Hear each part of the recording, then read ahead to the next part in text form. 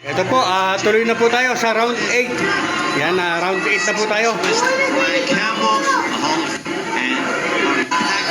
He's finding spots for his quick shots here. The timing is absolutely beautiful here. I'm impressed. A 46-year-old man, the timing's there. I mean, he talked about it. He said the training camp was good. Everything was great. Every set right now, really close. 66, 67. Ayan po, kung nakikita po ninyo yung Larry Hazard. record dyan, over po si Pacquiao ng 1 point. Nag-score po 66-67 in favor Pacquiao.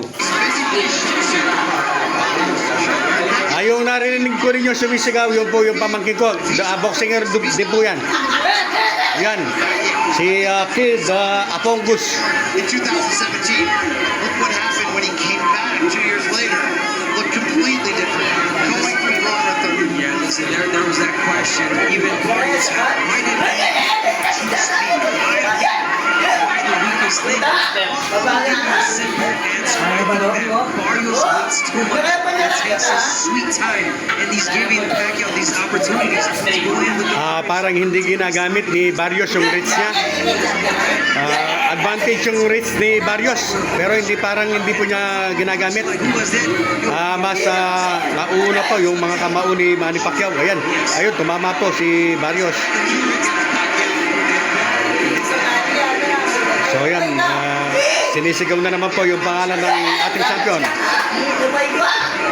Hindi gumagamit ng jab si Barrios. Advantage sana kay Barrios kung gagamit siya ng jab. Pero siyempre po, hindi natin alam kung ano yung basic niya. He's been very responsible defensively tonight. Made very few mistakes. Pacquiao reveals Muli po, nasa round 8 na po tayo. Round 8 na.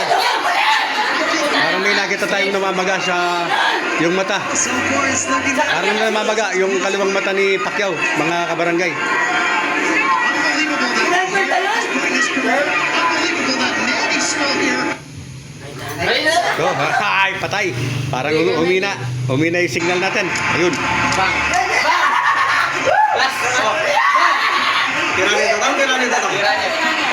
Ayun.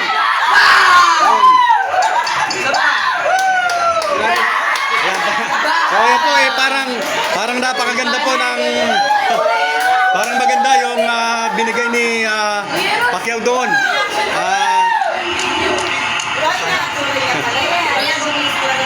Kaya pala, titingnan natin yung replay niya.